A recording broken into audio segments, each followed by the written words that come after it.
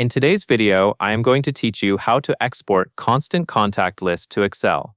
To begin, sign into your Constant Contact account and make sure you are on the main dashboard. You are going to start in the Contacts area, because that is where your lists and individual contact records live. Look for the navigation option labeled Contacts and click it. This will open the Contacts table where you can see names, email addresses, and other details depending on how your view is set up.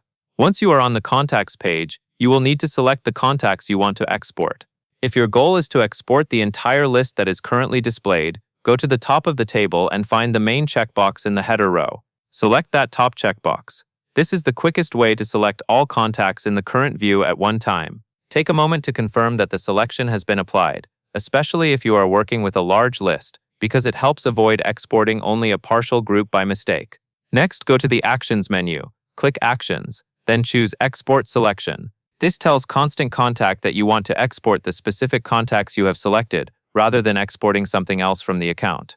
After that, you will see options for what data to include in the export. Select the fields you want to include, such as contact name, email address, phone number, company, or any custom fields you have created. Choose only what you need for your Excel file, since a smaller set of fields can be easier to review and clean up later. When you are satisfied with your selections, click Export to start the process.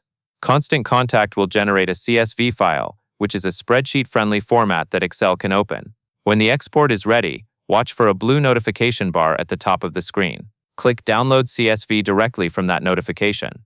If you do not see the notification, you can also access the download from the Activity tab, where exports and other background tasks are listed.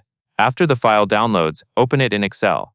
If Excel prompts you about formatting, choose to keep the data separated in columns, so it stays readable. Save it as an Excel workbook if you want to keep formulas, filters, or additional edits. And that is all there is to it.